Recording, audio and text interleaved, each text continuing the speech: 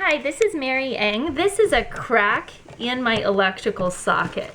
So you see, you can get electricity there, but it's probably unsafe to do so.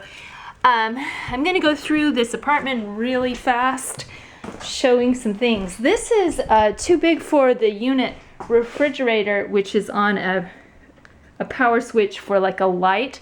That's the broken light. That's where the missing carbon monoxide tester is. That's over here. This, no batteries.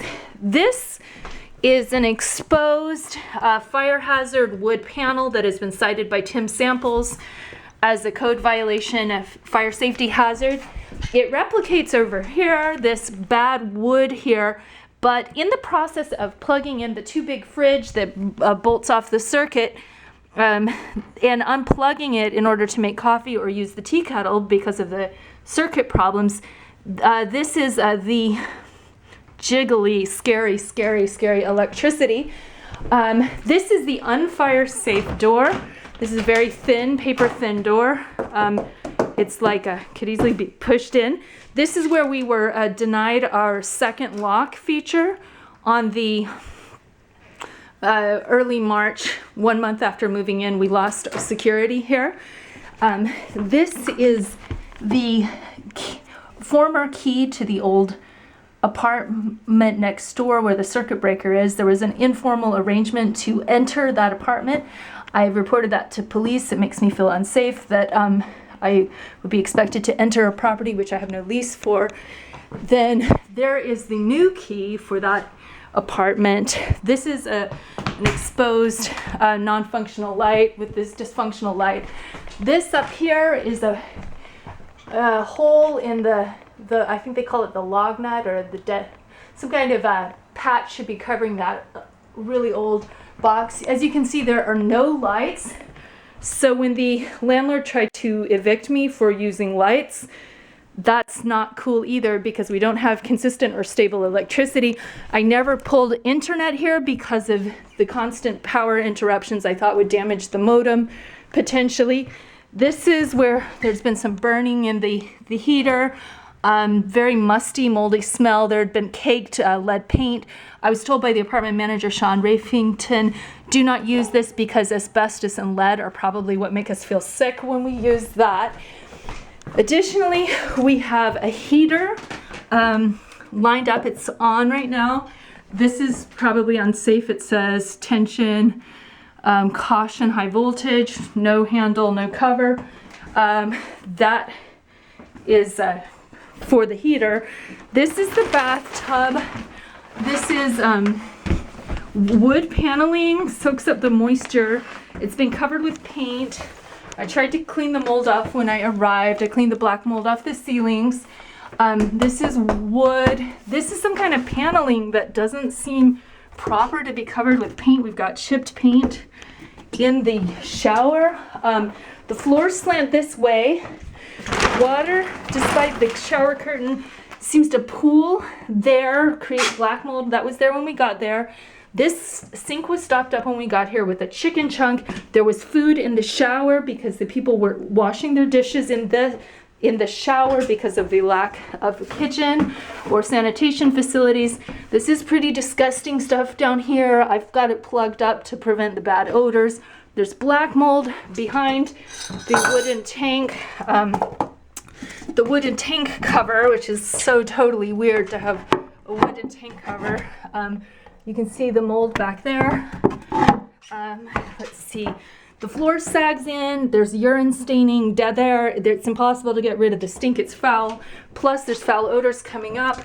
There are also foul odors coming up from these pipes that emit terrible gases. That's the falling in ceiling over there, over our neighbor's bedroom and illegal windowless code violation bedroom. A lot of construction mess from the construction workers who weren't paid when they told me about the code violations. Coming back into the unit. The floor, the walls themselves don't even seem stable. I leaned on this shelf and it fell down because the walls are so marshy. This balcony was covered with moss. I tried to demoss it as best as I could. There's no lighting out here. The owner said he would provide a solar light. There has been stagnant water in that gutter. I have told the owner about it for the last month or so. It just continues to stay there. The gutter's blocked up. And down there are the cracked sewer pipes, the illegal water heater. And the fires have been in that unit and the unit next door to me twice, and the downstairs unit that has the extreme ceiling falling in. You can see that there's an extreme sag on the floors. The floors kind of shake when you walk on them. Everything slides that way. It may be due to the foundation sinking in the sewage pit that is developed under the foundation. See, code violation wise, I don't know that having no lighting in either room is necessarily kosher. We had an entering of the apartment without permission. Yesterday, I caught the owner doing this.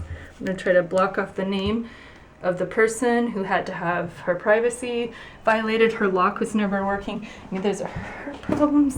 And then down here you can see the deep sloping of the floor downward, and the downstairs neighbor slams the ceiling since we moved in February really loud. And then unit 12 is just an atrocity, and I decided when I saw it I would never, well, it's just atrocious. And if I can help you, that's that.